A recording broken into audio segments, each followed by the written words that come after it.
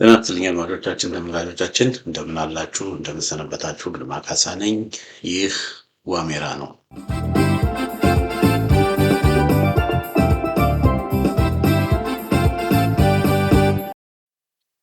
በዛሬው የዋሜራ መርሃ ግብራችን አገዛዙ ለእውነተኛ ድርድር ቢዘጋጅ ይመከራል በሚል ስር አንድ ቅንብር ይዤላችሁ መጥቻለሁኝ። እንግዲህ ስለ ድርድር፣ ስለ ውይይት ስለምንድን ነው የምታወራው የሚል ጥያቄ አንዳንዶቻችሁ ልታነሱ ትችላላችሁ። ያው በጎንደር፣ በጎጃም፣ በወሎ፣ በሸዋ፣ በወለጋ ቢያንስ በ5 ክፍለ ሀገራት አገዛዙ የብልጽግና አገዛዝ ከፋኖች ጋራ ጦርነት ውስጥ ነው ያለው። እንግዲህ ጦርነት ከተጀመረ ወደ 3 ዓመት ገደማ ሆኖታል። ረጅም ጊዜ ነው። 3 ዓመት ውጊያ ማድረግ ማለት በጣም ከባድ ነገር ነው። እና ይሄ ጦርነት ሲጀመር አገዛዙ ይሄንን ጦርነት ሲጀምር በ3 ሳምንት ውስጥ እንጨርሳለን ብሎ ነበር የጀመረው። ነገር ግን ይሄ ጦርነት እንኳን በ3 ሳምንት ሊጨርስ እንኳን በአጭር ጊዜ ውስጥ ጦርነቱን ሊያጠናቅቅ ቀርቶ ያው 3 ዓመት ሊሆን እንግዲህ ጥቂት ሳምንታት ነው የቀሩት። ሚያዝያ 2015 ዓ.ም ነው በይፋ ጦርነቱ የጀመረው። ወለጋ የነበረው ደግሞ ከዛ በፊትም ግን በጎንደር፣ በጎጃም፣ በወሎ፣ በሸዋ ሚያዝያ 2015 ነው ጦርነቱ የተጀመረው። ይኸው ሚያዝያ ሊገባ ጥቂት ቀናቶችን የቀሩት አድማጮቻችን፣ ተመልካቾቻችን እንግዲህ በዚህ ሁኔታ እንዴት ነው የሚቀጥለው የሚለውን ጥያቄ በምናነሳበት ጊዜ ያሉ ችግሮች በውይይትና በድርድር በሰላም ቢፈቱ በጣም ጥሩ፣ ለሀገርም የሚበጅ ለሁሉም ወገኖች የሚበጅ ለሁሉም ወገኖች። አገዛዙ በየጊዜው ወታደር እየላከ ከደቡብ ክልል፣ ከኦሮሞ ክልል የኦሮሞ ወጣቶችን የውደው ወጣቶችን እየላከ እየገበረ ነው፣ እንደ ቅጠል እየረገፉ ነው። አማራ ክልልም ደግሞ በሚደረገው ጦርነት ከፍተኛ ጉዳት እየደረሰበት ፋኖችም የሚሞቱ ፋኖች አሉ፣ በህዝብ ላይም ሰቆቃ ይደርሳል። ስለዚህ በዚህም በዛም የህዝብ ኢትዮጵያውያን ደም ነው እየፈሰሰ ያለው። ስለዚህ ይሄ ችግር ደም ሳይፈስ ወደ ጦርነት ሳይገባ ጦርነት ቆሞ ተኩስ ቆሞ ሰላማዊ በሆነ መንገድ ያለውን ችግር መፍታት ቢቻል ማንም ኢትዮጵያዊ የሚፈልገው። በነገራችን ላይ ፋኖችም ራሳቸው ይሄንን የሚፈልጉት ነገር ነው። ያሉ ችግሮች በሰላማዊ መንገድ ቢፈቱ ፋኖችም የሚቀበሉት ነገር ነው። ፋኖች ጦረኞች አይደሉም። ጦርነት የሚፈልጉ ውጊያን የሚፈልጉ የውጊያ ናፍቆት፣ የውጊያ ፍቅር፣ የጦርነት ፍቅር፣ ተኩስ የመተኮስ ፍቅር ስላላቸው አይደለም ጫካ የሄዱት፣ በረሃ የወረዱት። ፋኖቹ ተገደው ነው። አብዛኛው የጎንደር፣ የጎጃም፣ የወሎ፣ የሸዋ ወጣት በወለጋም ያለው ወጣት በረሃ ሆኖ ፋኖ የሆነው ወዶ ሳይሆን ፈልጎ ሳይሆን መርጦ ሳይሆን ተገዶ ነው። አገዛዙ በፋኖች ላይ የከፈተው ውጊያ የከፈተው ጦርነት የምርጫ ጦርነት ሳይከፍት ያሉ ችግሮችን ሰላማዊ በሆነ መንገድ መፍታት ይችል ነበር። ፋኖች ግን እየተዋጉ ያሉት መርጠው ሳይሆን ተገደው ፎርስድ ሆኖ እና ይሄ በግልጽ ሊታወቅ ይገባል። እነዚህ እንግዲህ ተመልክቷቸው አሁን እዚህ ጋር የምታዩቸው ወገኖች ፋኖች ናቸው። የፋኖ ኮማንዶች ናቸው። አሁን እነዚህ አብዛኞቹ ወጣቶች ወገኖች ወደዚህ ደረጃ ከመምጣታቸው በፊት ነፍጥ አንስተው አገዛዙን ለመታገል ከመወሰናቸው በፊት ሰላማዊ በሆነ መንገድ ለ5 ለ6 ዓመታት ሰላማዊ በሆነ መንገድ ድምጻቸውን ሲያሰሙ የነበሩ ናቸው። አንድ ክሊፕ አሳያችኋለሁ። አንድ ቪዲዮ አሳያችኋለሁ። ይሄ ከ4 ዓመት በፊት የነበረ ቪዲዮ ነው እና በዚህ ቪዲዮ እንግዲህ እነዚህ ወጣቶች ናቸው። እነዚህ ውስጥ የነበሩ ወጣቶችም ይኖራሉ። ሰላማዊ በሆነ መንገድ በሰላማዊ ሰልፍ ድምጻቸውን አጥፍተው የህዝቡ መሰረታዊ የህልውና ጥያቄ በህዝቡ ላይ እየደረሰ ያለው በወለጋ፣ በአርሲ፣ በተለያዩ ቦታዎች አማራ እየተባሉ ነፍጠኛ እየተባሉ ጨቋኝ እየተባሉ በዝባዝ እየተባሉ የሚገደሉ የሚፈናቀሉ ወዳቸው ማህፀናቸው ሁሉ የሚቀደድ ይሄ ሁሉ አሰቃቂ ግፍ እየተፈጸመ ያለ ነገር ወደ አዲስ አበባ እንዳትገቡ እየተባሉ ቤታቸው እንዲፈርስ እየተደረገ ይሄ ሁሉ ነገር መቆም አለበት። በእኛ ባቀናናት ሀገር በኢትዮጵያ ውስጥ ኢትዮጵያዊ አይደለንም አማራ ናችሁ ተብለው አገራችሁ አይደለም ተብሎ የምንገፋበት፣ የምንገደድበት፣ የምንፈነቀልበት ጊዜ ሁኔታ መቆም አለበት። መንግስት ይህንን ነገር ህግና ስርዓትን ማስጠበቅ አለበት። የዜጎችን ደህንነት መጠበቅ አለበት በሚል ጥያቄዎችን አራት ጊዜ በተለያዩ የጎንደር፣ የጎጃም፣ የወሎ፣ የሸዋ ትላልቅ ከተሞች ሰላማዊ ሰልፎችና ተቃውሞዎች ተቀርበዋል። ሰላማዊ በሆነ መንገድ ህዝቡ መንግስት አለ፣ መንግስት በእርግጥም ለህዝብ የቆመ ነው ብሎ በማሰብ ሰላማዊ በሆነ መንገድ በተቃውሞ ህዝብ ወጥቶ ድምፁን አሰምቷል እና ይሄ የጎንደር፣ የጎጃም፣ የወሎ፣ የሸዋ ወጣት የአማራ ወጣት ወገኖቼ ጦረኛ በሰላማዊ በሆነ መንገድ ችግሮቹ እንዲፈቱለት ብዙ የሞከረ ብዙ የደከመን እና እስቲ ይሄንን እንከታተለው። ሰልፎች ተካሂደዋል። ባህር ዳር፣ ደብረ ማርቆስ፣ ደብረ ታቦር፣ ኮምቦልቻ፣ ጎንደር ሌሎች ከተሞችም ሰልፎች ተደርገዋል። ሰልፎቹ በዋናነት በአማራ ሕዝብ ላይ የሚደርሱ ግድያዎች፣ መፈናቀሎችና ጥቃቶች ሊቆሙ ይገባል ሲሉ የሚጠይቁ ናቸው። የግድያ የግጭትና የመፈናቀል ክስተቶች በክልሉ እንዲንሰራፉ ያደረገው የመንግስት ቸልተኝነት ነው ሲሉ ሰልፈኞቹ አስተጋብተዋል። የፌዴራል መንግስት ለዜጎች ደህንነት የገባውን ቃል አላከበረም፣ ሕግና ስርዓት እየተጣሰ ነው ብለዋል ሰልፈኞቹ። መንግስት የአማራ ዜጎችን ከግድያና መፈናቀል ካልታደገ የአማራ ወጣቶች ተደራጅተን ህዝቡን ለማዳን እንድንሰራ እንገደዳለን ሲሉም በተለያዩ ከተሞች የተገኙ ሰልፈኞች ጠይቀዋል። እንግዲህ እዚህ ጋር የሚሉት ምንድነው? ይሄ ከ4 ዓመት በፊት የተደረገ ሰልፍ ነው። የአማራ ወጣቶች መንግስት ህዝቡን የማይታደግ ከሆነ ተደራጅተን ህዝባችንን ለመጠበቅ እንገደዳለን የሚል አስቀድሞ መንግስት ስራውን እንዲሰራ መንግስት ኃላፊነቱን እንዲወስድ የብልጽግና መንግስት ማለት ነው የኦህዴድ መንግስት ኃላፊነቱን እንዲወስድ ህግና ስርዓትን እንዲያስጠብቅ ዜጎችን እንዲጠብቅ የዜጎችን ደህንነት እንዲጠብቅ በተለይ አማራውን ከማፈናቀል ከመግደል ከጭፍጨፋ ከዘር ማጽዳት ከዘር ማጥፋት ወንጀሎች እንዲጠብቅ በተደጋጋሚ ሰላማዊ በሆነ መንገድ 4 ጊዜ አድማጮቼ ተመልካቾቼ ሰላማዊ መንገድ ወጥተው ድምጻቸውን አሰምቷል። ስለዚህ ወጣቱ ፋኖ ሰላምን የሚፈልግ ውጊያ አይፈልግ። ስለዚህ ይሄ እዚህ ጋር የምታዩዋቸው የፋኖ ኮማንዶዎች ናቸው። በቅርቡ 2000 የሚሆኑ የተመረቁት እዚህ ጋር ያሉትም እነሱ ናቸው። ይሄ የምታዩት የሪፐብሊካን ጋርድ አይደለም፣ ወይም ደግሞ አየር ወለድ የመንግስት ጦር አይደለም። ይሄ ማለት የፋኖ ኃይል ፋኖች ናቸው። እነዚህ 2000 ፋኖች በቅርብ የተመረቁ ናቸው። እነዚህ ወገኖቼ መለዮ ለብሶ በዚህ መልኩ ተደራጅተው የመጡት ለብዙ ከ4 ዓመት ከ5 ዓመት በላይ የአብይ አህመድን የኦሮሞ ብልጽግና አገዛዝ ሰላማዊ በሆነ መንገድ የህዝቡን መሰረታዊ ጥያቄ እንዲፈጽም ሲለምኑ ሲማጸኑ በሰልፍ ወጥተው ድምጻቸውን ሲያሰሙ የነበራቸው። ነገር ግን አገዛዙ እንኳን የህዝቡን ሰላማዊ ጥያቄ ሊሰማ ቀርቶ ህዝቡ በሰላም ወጥቶ ድምጹን ሲያሰማ ያንን እንደ ፍርሃት ነው የቆጠረው። ህዝብን መንግስትን አክብሮ ነገሮችን ቢታገስ ያንን እንደ ደካማነት ነው የቆጠረው አገዛዙ። ጭራሽ እንደውም በ2015 ዓመተ ምህረት ሚያዝያ የአማራ ልዩ ኃይልን በህገወጥ በሆነ መንገድ በመበተን ፋኖን ትጥቅ አስፈታለሁ ብሎ በየቦታው በህዝቡ ላይ ወረራ ፈጸመ፣ የምርጫ ወረራ ፈጸመ። ስለዚህ ፋኖቹ አድማጮቼ ተመልካቾቼ ሰላማዊ በሆነ መንገድ በድርድር በውይይት ጦርነት ቆሞ ወደ ሰላም ተመጥቶ በውይይት ያሉ የፖለቲካ ልዩነቶች ተፈተው መፍትሄ ቢመጣ ፋኖችም መሪዎችም ከዘመነ ካሴ ጀምሮ ሁሉም መሪዎችም እኔ ይቃወማሉ የሚል እምነት የለኝም። ሰላምን የሚቃወም ያለውን ችግር በሰላምና በድርድር በውይይት መፍታትን የሚቃወም ሰው ይኖራል ብዬ ነው አላስብም ወገኖች፣ አላስብም። ስለዚህ ፋኖች ጋራ እኔ ያ ነገር ችግር ይፈጠራል ብዬ አላስብም። በዚህ ጉዳይ ላይ አንድ ጦማሪ አለ፣ ታለ ኢየሱስ አዳሙ የሚባል ጦማሪ አለ። አንድ የጻፈው ነገር ላንብብላችሁ ትንሽ እንደው እንደ እንትን እንዲሆን ምንድነው የሚለው? በተለይ አሁን ሰሞኑን ህወሓቶች በዚህ ጉዳይ ላይ በህወሓት ጉዳይ ላይ ፕሮግራም ይዤ እመጣለሁ። ህወሓቶች በተለይ ታደሰ ወረደ የ1 ዓመት የስልጣን ዘመን አሁን መጋቢት መጨረሻ ላይ ያልቃል። ከዛ በኋላ ያው ህወሓቶች በመንግስትና በህወሓት ሰዎች መካከል እንግዲህ ያለው ገመድ ይበጠሳል። አገዛዙም ደግሞ ያው እንደለመደው ባጀት አለቅም ብሎ ባጀት አቁሟል። ነዳጆችም መድኃኒቶችም የተለያዩ ነገሮች ወደ ትግራይ ሄዱ።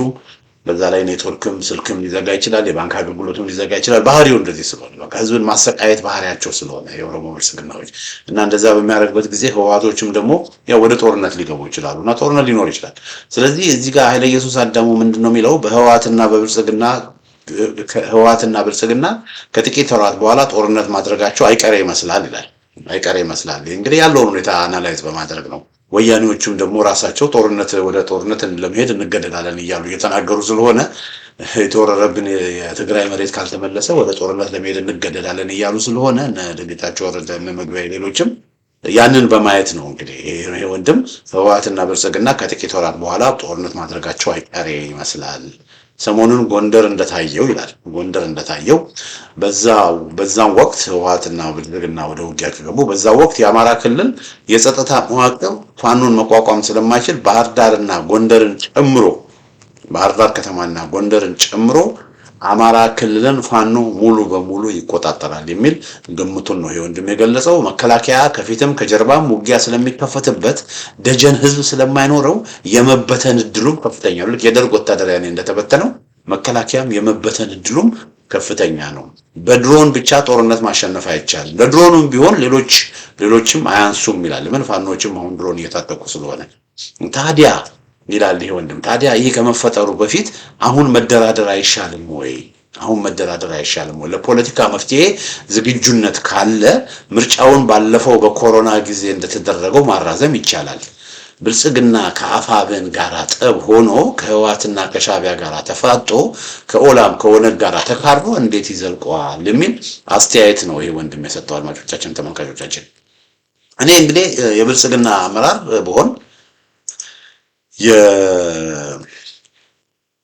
የብልጽግና አመራር ብሆን አድማጮቼ ተመልካቾቼ የብልጽግና አመራር ብሆን ኖሮ መጀመሪያውኑ ከፋኖ ጋራ ከ3 ዓመት በፊት ጦርነት አልከፍትም እና የማያሸንፉን ጦርነት ውስጥ ሰዎች መግባታቸው ድንቁርናቸውን ነው የሚያሳዩ።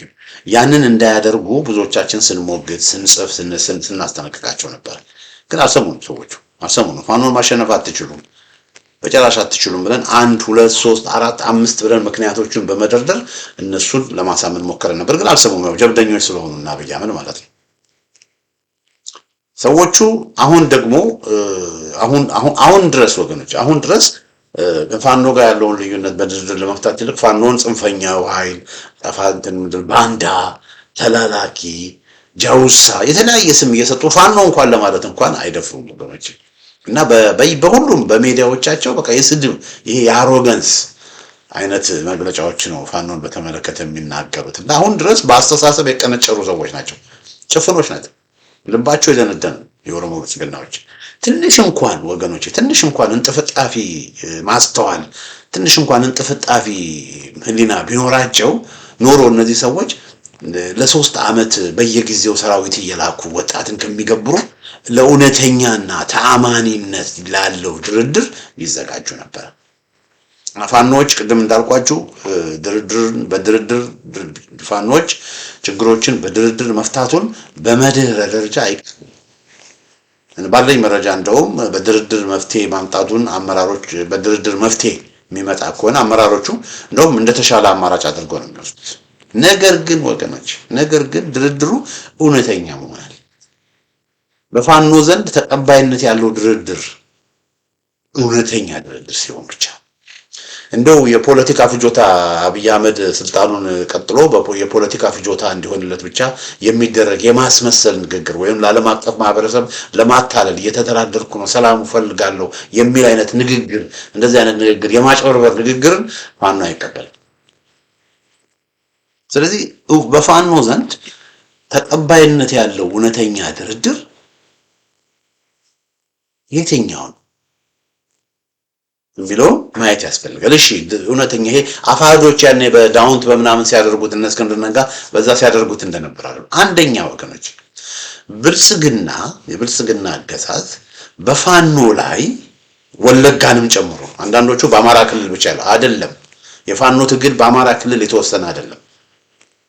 በአጠቃላይ በሁሉም የሀገሪቷ ክፍል በጎንደር፣ በጎጃም፣ በወሎ፣ በሸዋ ከኦሮሞ ከአማራ ክልል ውጭ ያሉ የሸዋ ቀጠናዎች ሙሉ ሳይቀር ለምን ፋኖች በኦሮሞ ክልል ውስጥም ይንቀሳቀሳሉ ሸዋ ውስጥ እንደዚሁም ወለጋን ጨምሮ የከፈተውን ጦርነት ሲያቆምና ተኩስ ሲያውጅ አንዱ መስፈርት ይሄ ልክ የምታስታውሱ ከሆነ ከትግራይ መከላከያ ተሸንፎ ሲወጣ አብይ አህመድ ንግግር አድርጎ ነበርና በዛ በንግግሩ ምንድነው የተናጠል የተኩስ አቁም ስምምነት አድርጋለሁ ነው ያለው። የትግራይ ህዝብ ማረስ እንዲችል የትግራይ ህዝብ ጽሞና እንዲኖረው የተናጠል የተኩስ አቁም አድርጋለሁ ብሎ በቃ ልክ ያን ያደረገው ተኩስ ማቆም አለበት። ሁለተኛ ኦሮም ወደ ካምፕ መመለስ አለበት። አንዳንድ ወገኖች የመከላከያ ከአማራ ክልል መውጣት አለበት የሚሉ አሉ። መከላከያ ከአማራ ክልል ይውጣ ማለት ሊወጣ ይችላል፣ ግን የግድ ለመከላከያ ከአማራ ክልል የግድ መውጣት የለም። የሚያስፈልገው ምንድነው? የግድ ከአማራ ክልል ወጥቶ ደግሞ ሌላ ቦታ መግደልም የለበትም። ስለዚህ በአጠቃላይ ወለጋ በሉ፣ ጎንደር በሉ፣ ሸዋ በሉ፣ ሌላም ቦታ በሉ ምንድነው ማድረግ ያለበት? ያሰራቸው ምንድነው? ወደ ካምፕ መከላከያ ወደ ካምፕ መግባት አለበት። ወደ ካምፕ በቃ ካምፕ ውስጥ ነው መሆን ያለበት። ከከተሞች ከምናምኖች መውጣት አለበት። ስለዚህ ፋኖ በሚቆጣጠራቸው ወረዶች ፋኖ እንዲቆጣጠራቸው፣ ፋኖ የሌለባቸውን ደግሞ ከተሞች ትላልቅ ከተሞች ደግሞ ካሉ ፖሊስ ምናምን ህግና ስርዓትን በጠበቀ መንገድ እንዲያስተዳድር ተደርጎ መከላከያ ግን ሙሉ ለሙሉ ወደ ካምፕ መግባት አለበት። ይሄ ሁለተኛው። ሶስተኛ ያሰራቸውን የህሊና እስረኞች በሙሉ መፍታት አለበት። ለ3 ዓመት እነ መስከረም አበራ እነ ነገዴ ጎበዝ ምንድነው እነ አቶ ዮሐንስ ቧያሌው፣ ክርስቲያን ታደለ፣ መዓት እነ ገነት አስማማው፣ በጣም በርካታ የፖለቲከኞች፣ ጋዜጠኞች፣ የሰብአዊ መብት ተሟጋቾች፣ ፋኖች የታሰራሉ። ይኸው ስለዚህ እነሱን በሙሉ መፍታት አለበት። እነሱን አስረህ የገባ እነ ዶክተር ወንዶሰን እነዚህን ሁሉ ታስረው ድርድር ማለት የውሸት ነው። ያንን ፋኖ አይቀበል። ስለዚህ ሶስተኛ የታሰሩት በሙሉ ምን መሆን አለባቸው? መፈታት አለባቸው። አራተኛ ለሽግግር ጊዜያዊ መንግስት ዝግጁ መሆናቸውን ማወቅ አለባቸው። እነዚህ ነገሮች ሲሆኑ ብቻ ነው ድርድሩ ታማኝነት አለው ሊኖር የሚችል። እነዚህን ነገሮች ለማድረግ አገዛዙ ካልቻለ ግን ከአገዛዙ ጋር የሚደረግ ድርድር የውሸት ድርድር።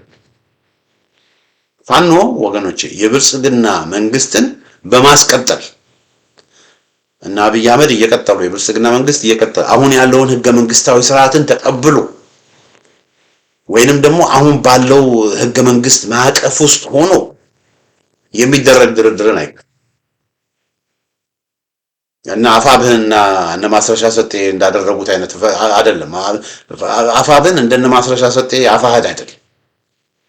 ይሄ በህገ መንግስቱን አክብረን ምንድነው የህገ መንግስታዊ ስርዓቱ ተከብሮ ምናምን በዛ እንደዛ ብሎ ነገር የለም። ፋኖ ህገ መንግስቱን አይቀበልም። ለህገ መንግስቱ ተገዢ አይደለም። ፋኖ አንዱ የሚታገለው ይሄ ህገ መንግስትና አሁን ያለው አወቃቀር ጸረ አማራ ነው ብሎ ስለሚያምን በዚህ አይገዛም። ስለዚህ ህገ መንግስታችን ህገ መንግስታዊ ስርዓታችን ምናምን የሚሉትን ጥራቅምቦ እዛ መተው አለባቸው። ያንን ትተው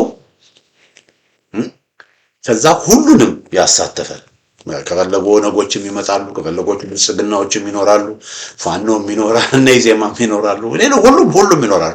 ሁሉም የተሰባሰቡበት ሁሉንም አሸናፊ ያደረገ ለሁሉም ኢትዮጵያዊ የመከረበት ሁሉም በቃ ሰጥቶ በመቀበል መርህ ለሁሉም የሚስማማ ህገ መንግስት ይጻፋል። ለሁሉም የሚስማማ ስርዓተ መንግስት አሁን ያለው ስርዓተ መንግስት ኦነግና ህወሓት በህዝቡ ላይ በጉልበት የጫኑት የአሸናፊዎች ህገ መንግስት ነው።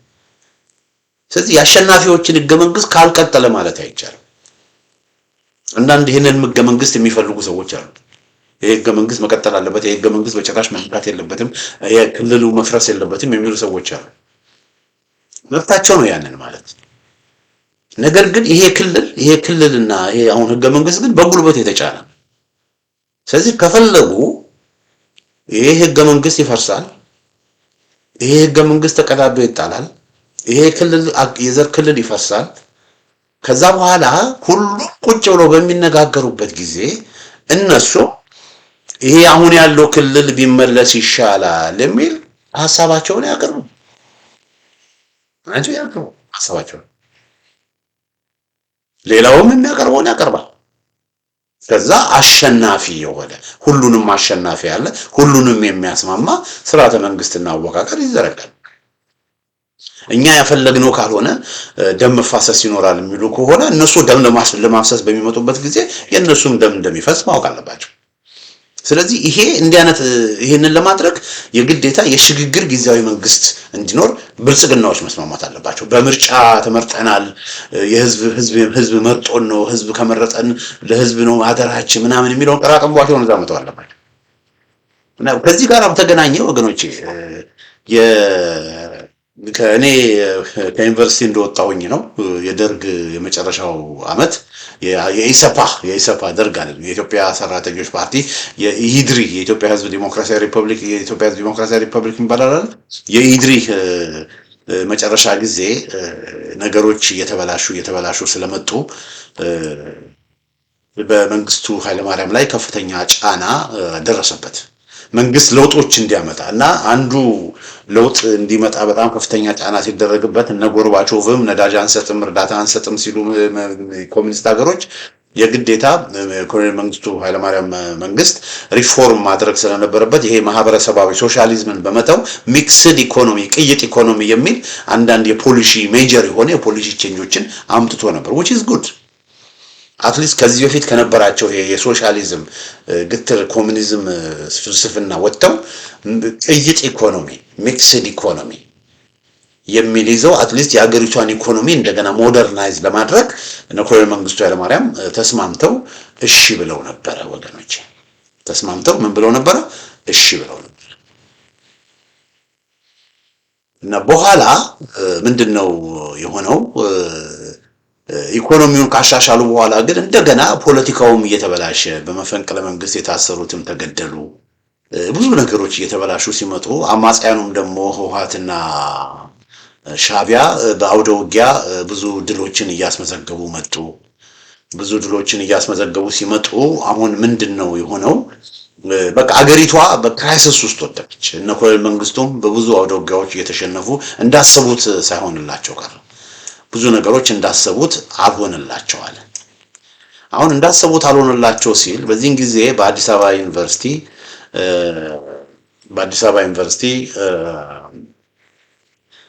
11 ምሁራን ይሰበሰባሉ። ያው ጥናት ያቀርባሉ። ጥናታዊ ጽሁፍ የኢትዮጵያን ችግር እንዴት እንፍታው በሚል ጥናታዊ ጽሁፍ ያቀርባሉ እነዚህ ምሁራን እና የሚያቀርቡት ጥናታዊ ጽሁፍ አድማጮቼ ተመልካቾቼ ቤዚክሊ በጽሁፋቸው ምንድነው የሚሉት? የደርግ መኮንኖች ያመጣቸው እነ ኮሎኔል መንግስቱ ኃይለማርያም ናቸው። የኢሰፓ የፖሊት ቢሮ አባላት ናቸው። የኢሰፓ ፖሊት ቢሮ 7 ናቸው። 7 ነበሩ። አንዱ ኮሎኔል መንግስቱ ኃይለማርያም፣ ጓድ ፍቅረ ስላሴ ወግደረስ፣ ጓድ ብርሃኑ ባዬ፣ ሌፍተናንት ጀነራል ተስፋዬ ገብረ ኪዳን 4 አይደሉ? ጓድ ለገሰ አስፋው፣ ጓድ አዲስ ተድላና ጓድ ማን ነበር አንደኛው? ጓድ ፍስሐ ደስታ 7 ነው። 7ቱንም አውቃቸዋለሁ። ያው እኔ የደርግ ልጅ አይደለሁ። የደርግ ሲመጣ ገና 4-5 ዓመቴ ስለነበርኩ የደርግ ልጅ ነኝ ስለሆንኩ አውቃቸዋለሁ። እና እነዚህ ሰዎች በቃ ሀገሪቷን ማስተዳደር ብዙ ነገሮች ከቁጥጥራቸው ውጪ እየሆነባቸው መጣ። ከቁጥጥራቸው ውጪ እየሆነባቸው በሚመጣበት ጊዜ ይሄ በዩኒቨርሲቲ ምሁራን ጥናታዊ ጽሁፍ ያጠፉ ወደ 11 ሰዎች ያሉበት አንድ ኮሚቴ ጥናታዊ ጽሁፍ አቀረበ እና በዛ በጥናታዊ ጽሁፍ ምንድነው ያሉት? ኢትዮጵያ ውስጥ በቃ አሁን ጦርነቱ ሀገሪቷን ችግር ውስጥ እየከተታት ስለሆነ የዓለም አቀፍ ሁኔታም ደግሞ ስለተቀያየረ በቃ ኢትዮጵያ ውስጥ ንግግር ይደረግ፣ በመንግስትና በአማጽያን መካከል ንግግር ይደረግ እና ይሄ ንግግር ውይይት በሚደረግበት ጊዜ ደግሞ ደርጎችና ኢሰፓዎች እኛ ስልጣን ላይ ያለን እንደራደር የምትሉ ከሆነ ስለማይሰራ እናንተም ከስልጣን ውረዱና ይቅር ለእግዚአብሔር በሚል የሽማግሌ መንግስት ይቋቋም። ከዛ ይሄ የሽማግሌ መንግስት ይቋቋምና ከዛ በኋላ ምርጫ ተደርጎ ትራንዚሽናል በቃ አይደለ በዛ መንገድ በቃ ሰላማዊ የሆነ የስልጣን ሽግግር ይኖር፣ ሀገራችን ከጦርነት ትረፍ የሚል ሐሳብ ያቀርባሉ። እና ከነዚህ ውስጥ ያሉት ምንድነው እነ ፕሮፌሰር ነፍሳቸውን ይማር እነ ፕሮፌሰር መስፍን ወልደ ማርያም፣ ዶክተር ሰለሞን ተርፋ የሚባሉ ነበሩ። እንደገና ደግሞ ዶክተር ስብሃት ያባታቸውን ስም ረሳው። እነዚህ ሶስቱና ሌሎችም ነበር እና እንደዚህ አይነት ፕሮፖዛል አቀረቡ። አሁን ይሄን ፕሮፖዛል በሚያቀርቡበት ጊዜ በጣም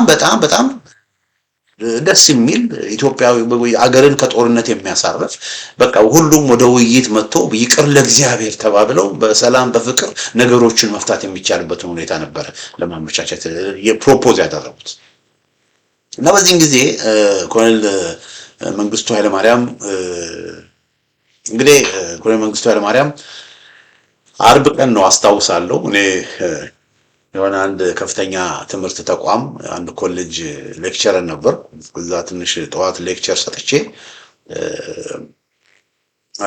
መንግስቱ ኃይለማርያም ኮሎኔል መንግስቱ ንግግር ያደርጋሉ ተባለ አርብ ከሰዓት በኋላ ነበር ቀኑን ኤግዛክትሊ አላስታውሰውም አርብ ከሰዓት በኋላ ኮሎኔል መንግስቱ ንግግር ያደርጋሉ ይሄ በ1983 ዓመተ ምህረት ነው ነግራችሁ ኮሎኔል መንግስቱ ንግግር ያደርጋሉ ተብሎ ሁላችንም ወደ ቤት ሄደንና የአዲስ አበባ ከተማ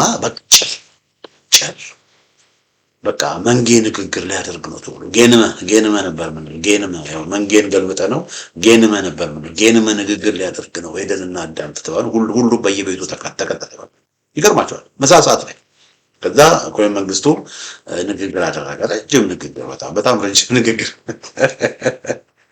እና በጣም ከበፊቱ እነተም የተለየ ከዚህ በፊት ሲናገራቸው ከነበሩ ንግግሮች በጣም የተለየ ንግግር ነበር ከዚህ በፊት በቃ የተደበደበ ፍርሙስ ሲሰበር ምናምን ትዝ ይላችኋል እና እንደዚህ አይነት ንግግር አይደለም በቃ ወኔ ያለበት ምናምን አይደለም ኮሎኔል መንግስቱ በቃ ረጋ ብሎ ቀዝቀዝ ብሎ ኢትዮጵያው በእርግጥም ችግር ውስጥ እንዳለች ተረድቶ እና በተቻለ መጠን ደግሞ የደረሰበትን የሆነበትን ኢቭን ለግድያም እንደተሞከረበት በቃ እንዳለ የነበረውን ነገር በሙሉ ነው እንዳለ አውጥቶ እንትን የተባለው እና ኮሎኔል መንግስቱ ምንድነው የሚለው እስቲ እንደው ለማስተዋወስ ያህል ላጋራችሁ እስቲ ኮሎኔል መንግስቱ በዛው ወቅት በጣም ወደ 2 ሰዓት ተኩል ነው ምናምን የሚሆን ንግግር ነው የተናገረው ግን እስቲ እናዳምጠው እስቲ ያልባችሁ አድማጮች ከዚህ በላይ ምን ማድረግ ይቻላል ጥያቄው የሥርዓት ጥያቄ አይደለም ጥያቄው የፍትህና የዲሞክራሲ ጥያቄ አይደለም ጥያቄው በግልጽ እንደታየው የተሳትፎ ብቻ ሳይሆን በኢትዮጵያ አንድነት የስልጣን ጥያቄም አይደለም ይህ ከሆነ ቀደም ብለን ከጡረታ ጠርተን ለነ አማን አምዶ ሚካኤል እና ለነ ተፈሪ ባንቴ ባላሉበት ቦታ በስልጣን መንበር ላይ እንዳስቀመጥነው ሁሉ በኔ በኩል ዛሬ የኤርትራውንም ወንበዴ አንበል ሆነ የትግሬውን ወይም ሌላውን በኢትዮጵያ አንድነት እስከታመነ ድረስ ወንበሬን ለመስጠት ዝግጁ ነኝ ኮሎኔል መንግስቱ ኃይለማርያም እንግዲህ በ1983 የተናገረው ነው እና ያው ከስልጣኑ ወረዱና የሽግግር መንግስት ይቋቋም ነው የተባለው የሽማግሌዎች መንግስት ይቋቋም ነው የሚል ጥያቄ ላይ ቀረበው ይቅር ለእግዚአብሔር ተባብለን በሰላም በፍቅር እንነጋገር የሚል ጥያቄ ነበር የቀረበው እሱ ግን ምን አለ እኔ ስልጣኔን ለመልቀቅ የኢትዮጵያ አንድነት እስከታመነ ድረስ ወንበሬን ለመቅረቅ ለዛ ለኤርትራ ወንበዴ የሚሆን ለትግራይ ምናምን በትክክል ስም እንኳን ሊጠራቸው አልቻለም ለነሱ ለመልቀቅ እኔ ፈቃደኛ ነኝ ከዚህ በፊትም በደርግ ጊዜም እኮ ለጀነራል አማናንዶ ነው ያለው ጀነራል ብሎ በማረጉ ቢጠራው ጥሩ ነበር ተፈሪ ባንቲም ደግሞ ጀነራል ተፈሪ ባንቲ ብላቸው ጥሩ ነበር ለጀነራል አማናንዶም ጀነራል ተፈሪ ባንቲንም አምጥተን ኃላፊነት ሰጥተናል ስልጣናችንን ሰጥተናል ብሎ ነው የሚለው ግን እኮ ኮሎኔል መንግስቱ እነሱን ከፊት አመጣና እኮ በኋላ እኮ ሁለቱንም እኮ ገደላቸው እኮ አይደል እንዴ ሁለቱም የሞቱት ሁለቱም የተገደሉት በኮሎኔል መንግስቱ እጅ ነው ስለዚህ ያ ማለት ምንድነው ወንበሬን ለመልቀቅ ዝግጁ ነኝ ብሎ ሲል የነበረው ኮሎኔል መንግስቱ ያው ወንበሩን የሚወድ እንደነበረ የሚያሳይ ነው እና ግዴለም አሁን ወደሱ አሁን ስለ ኮሎኔል መንግስቱ ለመናገር አይደለም በኋላ ምንድነው እንግዲህ ይሄ ሁሉ ጥያቄ ይሄ ሁሉ ተመልከቱ ወገኖቼ የሽግግር በቃ ከስልጣን ልቀቅና አገር ትትረፍ አገር ወደ ችግር ውስጥ ወደ አዘቅት ውስጥ አትግባ ተብሎ ለቀረበለትና ፕሮፌሰር መስፍን ላቀረቡት መልስ ነው እንግዲህ ሁሉ ከዛ በኋላ ደግሞ ሌላ ደግሞ ይሄን ደግሞ አዳምጡ ገንጣዮችና አስገንጣዮችን የሚመሩ ሀገር መሪዎችም በኢትዮጵያ የኔን ወንበር ወይም ስልጣን ደርበው ለመያዝ ይሆን?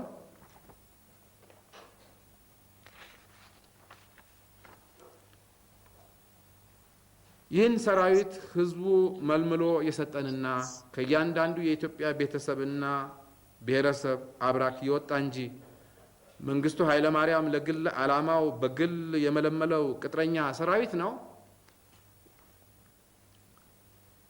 በሀገሪቱ ታሪካዊ ጠላቶች በእነሱ በሚረዱና በሚመሩ ጸረ አንድነት ኃይሎች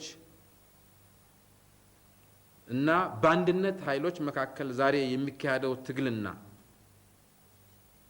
የትናንትናውም የአባቶቻችን ትግል ይቅር ለቤቴ ይቅር ለእግዚአብሔር ብሎ የሚያስታርቅ ሽማግሌ ያጣ የባልና የሚስት ጸብ ነው። ይውላል እንግዲህ ኮሎኔል መንግስቱ ይቅር ለእግዚአብሔር በሚል በባህላችን በኢትዮጵያ ባህል ይቅር ለእግዚአብሔር በሚል ያሉትን እርስ በርስ ከመገዳደል ወጥተን ቁጭ ብለን እንነጋገር፣ በቃ አንተም ከስልጣን እናንተም ከስልጣን ውረዱ፣ የሽማግሌ መንግስት ይቋቋምና ከዛ ወደ ምርጫ ይገባልና ያሸነፈ ስልጣን ይዛል የሚል ጦርነቱን ለማርገብ የሀገርን ችግር ሰላማዊ በሆነ መንገድ ለመፍታት የቀረበ በምሁራን የቀረበውን ጥያቄ ይቅር ለእግዚአብሔር ተባብሎ የሀገርን ችግርን መፍታት እንዲቻል የቀረበን ጥያቄ ኮሎኔል መንግስቱ ይሄ የባልና የሚስት ጉዳይ አይደለም ብሎ ነው ያጣጣለው። በዚህ መልኩ ነው ያጣጣለው። በድሮ ጊዜ በታሪክ እንዳየሁት አጼ ሚኒሊክና ያኔ ንጉስ ሚካኤል አጼ ዮሐንስና ንጉስ ሚካኤል ወደ ጦርነት ሊሄዱ ሲሉ ቄሶች በመሃል ገብተው ታቦት ይዘው ይቅር ለእግዚአብሔር ብለው አስታርቋቸዋል። ወንድማማቾች ደም እንዳይፋሰሱ አድርገዋል። የእግዚአብሔር ስም ኃይል አለው። ይቅር ለእግዚአብሔር የሚል መርህ ብዙ ችግሮችን የሚፈታ ነው። ኮሎኔል መንግስቱ ግን ማርክሲስት ስለነበረ እግዚአብሔርንም የማያምን ስለነበረ አሁን እንኳን ያምናል ብለዋል። አሁን አይ ቲንክ ወንጌላዊ ሆኗል ይላሉ መሰለኝ አላውቅም። እና እንደዛ ስለነበረ በቃ ጀብደኛ ሆኖ በጭራሽ ሊሰማ ፈቃደኛ ነው። ከዛ በኋላ ምን ሆነ ወገኖች? ከዛ በኋላ ከወራት በኋላ ኮሎኔል መንግስቱ ወደ ዚምባብዌ ፈርጥጦ ሄደ። ወደ ዚምባብዌ ፈርጥጦ ከሄደ በኋላ አብሮት እዚህ ጋር የምታዋቸው አሉ እዚህ ጋር የምታዋቸው ጓዶቹ በሙሉ አንድ በአንድ ወደ እስር ቤት ተያዙ። የተወሰኑም የተገደሉ አሉ። ቀጥታ ወያኔዎቹ እንደመጡ የገደሏቸው የኢሰፓ አባላት አሉ።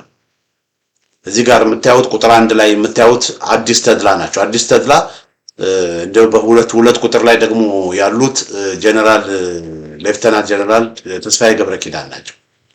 ከዛ 6 ቁጥር ላይ ደግሞ ያሉት ጓድ ብርሃኑ ባየ ናቸው። እነዚህ ሶስቱ ያኔ ወያኔዎቹ ሲመጡ ጣሊያን ኤምባሲ ገብተው ለረጅም ጊዜ ጣሊያን ኤምባሲ ውስጥ ነበር የነበሩት። እዛ ጣሊያን ኤምባሲ ውስጥ ደግሞ ጀነራል ሌተናንት ጀነራል ተስፋዬ ገብረ ኪዳን እዛው ጣሊያን ኤምባሲ እንዳለ ይሞታል። ሁለቱ በቅርብ ነው የተፈቱት ከጣሊያን ኤምባሲ ወጡት። ታስረው ማለት ነው። በቃ ከጣሊያን ኤምባሲ አይወጡም። አዲስ ተድላና ብርሃኑ ባይ እዛ 4 ቁጥር ላይ ደግሞ የምታዩት ወግ ምንድነው ምንለታ ማነው ምክትሉ እንደ ስሙ ይጠፋኛል። ለማን ነው ፍስሐ ደስታ ወግ ደረስ አዎ በጣም ይቅርታ አድርጉልኝ። በደንብ እኮ ነበር ማካቸው እና 4 ቁጥር ላይ ያለው የደርግ አባል የመንግስቱ ምክትል እሱም እስር ቤት ለገሰ አስፋው እስር ቤት ለገሰ አስፋው 5 ቁጥር ላይ ያለው ለገሰ አስፋው እንደውም ገለውታል። አምተነ ፍስሐ ደስታም እንደዚሁ ብዙዎቹ ታስረው ብዙዎቹ በቃ አብረውት የነበሩት ኮሎኔል መንግስቱ ጋር አብረውት የነበሩ እሱ ሲያመልጥ እሱ ሽል ብሎ ሲያመልጥ እነሱ አንድ ቴድሮስ ብቻ እንደ አጼ ቴድሮስ እኔ ብቻዬን ብቀር ዋጋለሁ ሲል እያለ አታሏቸው እነሱ እዛ አብረውት ሆነው እሱ ሲያመልጥ እነሱ ሁሉም ወደ እስር ቤት መከራቸውን ነው ፍዳቸውን ነው።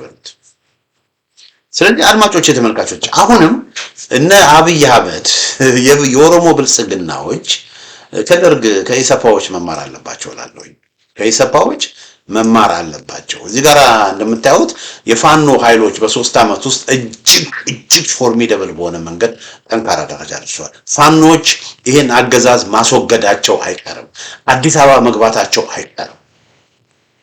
መቼ የሚለው ነው እንጂ በእርግጠኝነት ይገባሉ። እዚህ ጋር ላሳያችሁ። ይሄን ካርታ በምትመለከቱበት ጊዜ ይሄ አዲስ አበባ ነው ወገኖች። ይሄ ምንድነው? ይሄ አዲስ አበባ ነው። አሁን ተመልከቱት። አዲስ አበባ በአረንጓዴ ያለው የአማራ ክልል ነው። ይሄ በቢጫ ኮከብ ያለባቸው የፋኖ አደረጃጀቶች፣ ሸዋ ያሉ የፋኖ አደረጃጀቶች በስፋት የሚንቀሳቀሱባቸው ቦታዎች ናቸው። በብርቱካማ ያደረኩባቸው ቦታዎች ደግሞ ከአማራ ክልል ዘልቀው ኦሮሞ ክልል ውስጥም ገብተው ፋኖች እየተንቀሳቀሱ እንደሆነ ታያላችሁ። ተመልከቱት። አሁን ከሀገረ ማርያም ከሾላ ገበያ አካባቢ አዲስ አበባ 43 ኪሎ ሜትር ብቻ ነው። ከባልጪ አዲስ አበባ 36 ኪሎ ሜትር ብቻ ነው። ከዛ እንደገና ከነ ጀሪ አካባቢ ደብረ ዘይት 27 ኪሎ ሜትር ነው። ወደ ከአማራ ክልል ሞጆ ለመግባት 21 ኪሎ ሜትር ነው። ከአማራ ክልል ናዝሬት ለመግባት 19 ኪሎ ሜትር ነው። ወለንጪቲ ለመግባት 10 ኪሎ ሜትር ነው። ስለዚህ አዲስ አበባ ዙሪያ ያሉ ቦታዎችን በሙሉ ያለ አንዳች ችግር ያለ ምንም በቀላሉ ፋኖዎች መቆጣጠር ይችላሉ። አሁን የሸዋ ፋኖዎች ተከፋፍለው ነበር። አሁን የሸዋ ፋኖዎች አንድ ሆነዋል። እንዳለ ፋኖዎች በሙሉ አንድ ሆነዋል።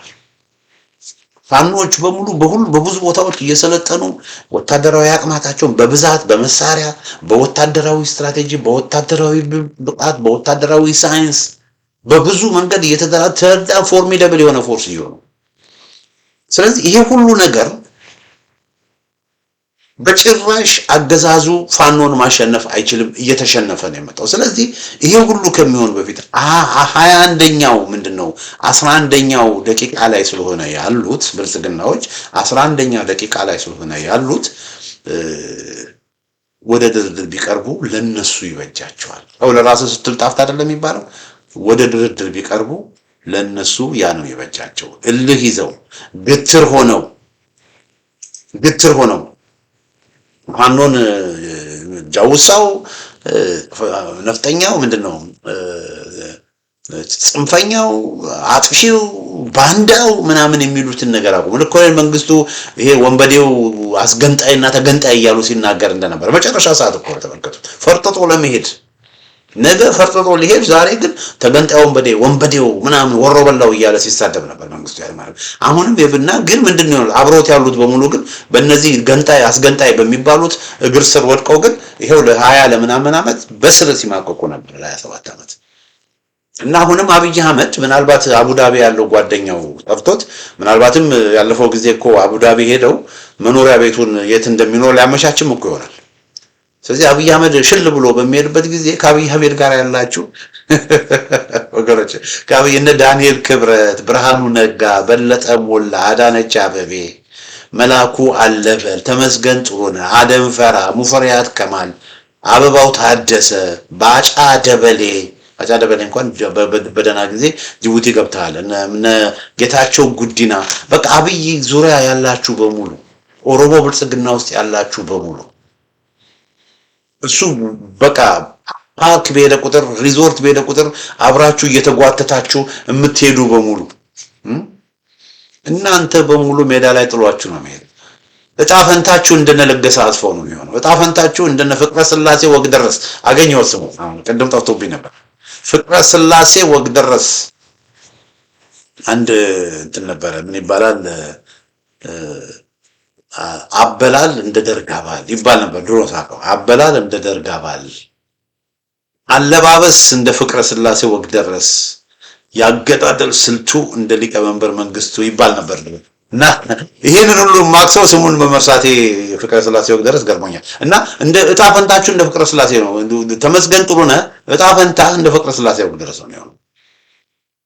ዳንኤል ክብረት አትጠራጠር፣ እጣ ፈንታ እንደ ለገሰ አስፋው ነው የምትሆነው።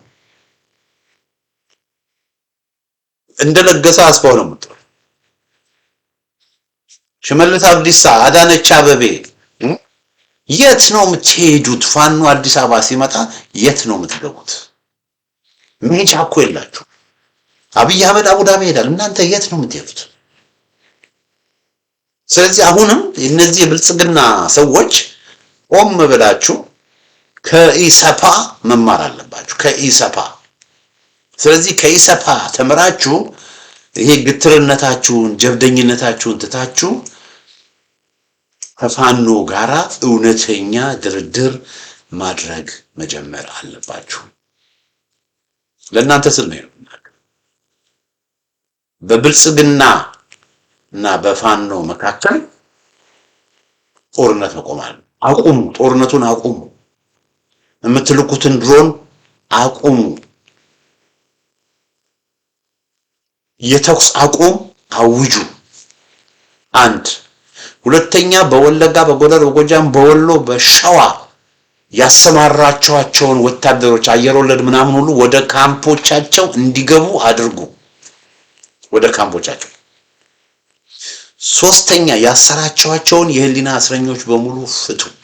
አራተኛ፣ ለሽግግር ጊዜያዊ መንግስት ዝግጁ ሁኑ። ምርጫ የሚለውን ህገ መንግስት የሚለውን ህገ መንግስታችን የሚለውን ዝባዝንኬና ጂኒ ወደዛ ጣሉት። ከዛ ቁጭ ብለን ከብልጽግናም ሰዎች ይመጣሉ፣ ህወሓትም ትመጣለች፣ ኦነግ የሚባሉትም ይነጋገሩና መቼም 10-15 የኦነግ አንጃ ነው ያለው። 15ቱም መቼም እንምጣ ይሉ ይነጋገሩና አንዱን ኦነግ እነሱን ይሰጣሉ። ኦነግም ይመጣል። አገር ቤት የሚወዳደሩት እነ ኢህአፓ እነ እናት ፓርቲ እነሱም ይመጣሉ። ከዛ ሁሉ ውህድ ኢትዮጵያዊ ይመጣል፣ አማራው ይመጣል፣ የአዲስ አበባን ህዝብ የሚወክሉ እንደነ ባልደራስ ያሉ ይመጣሉ። ሁሉም ይመጡና ይብቃ፣ እንደ ኢትዮጵያዊ እንዴት አድርገን በፍቅር አገራችንን እናሳድ። ትግሬ፣ ኦሮሞ፣ አማራ እየተባልን እየተገዳደልን ድሆች ሆነን የምንበላው የለን። ለምንበላው ምግብ እንኳን ከሌሎቹ መስዋዕት ከውጭ ሀገር ካሉ ኢትዮጵያውያን ገንዘብ እየጠበቅን የድሃ ድሃ ሆነን ይሄ ነገር መቆማል።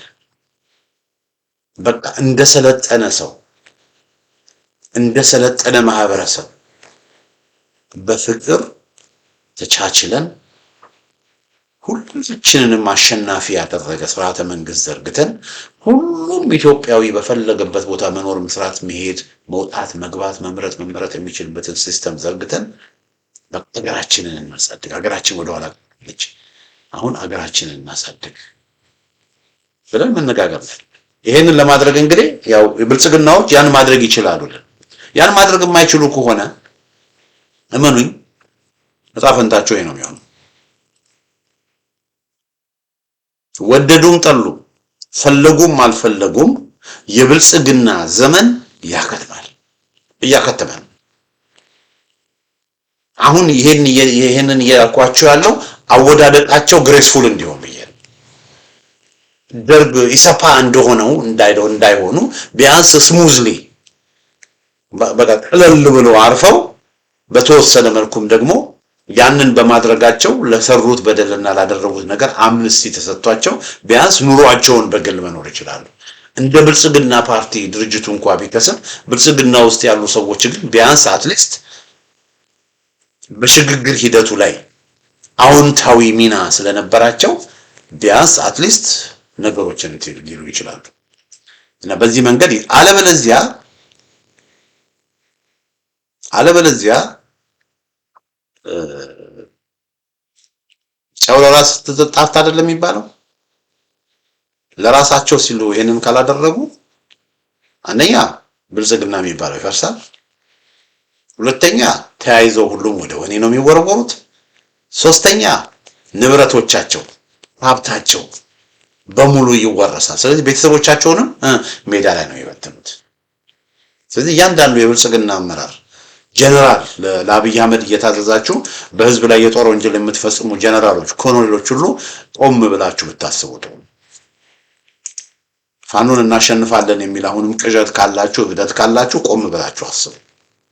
3 ዓመት ሙሉ መጠቀም የምትችሉትን መሳሪያዎች ሁሉ ተጠቅማችሁ ፋኖን ያልቻላችሁ 3 ዓመት ሙሉ ማድረግ ያልቻላችሁት ማድረግ የምትችሉትን በሙሉ አድርጋችሁ ፋኖን ያልቻላችሁ ፋኖ በዚህ መልኩ እየተጠናከረና እየተደራጀ ከመጣ ቆም ብላችሁ ማሰብ አለባችሁ። እንግዲህ አድማጮቼ፣ ተመልካቾቼ ለአገዛዙ እውነተኛ ድርድር ቢዘጋጅ ይመከራል በሚል ርዕስ ያዘጋጀው ዝግጅት ይመስላል። በሌላ ጊዜ በተመሳሳይ ፕሮግራም እስከምንገናኝ ደህና ሁኑ።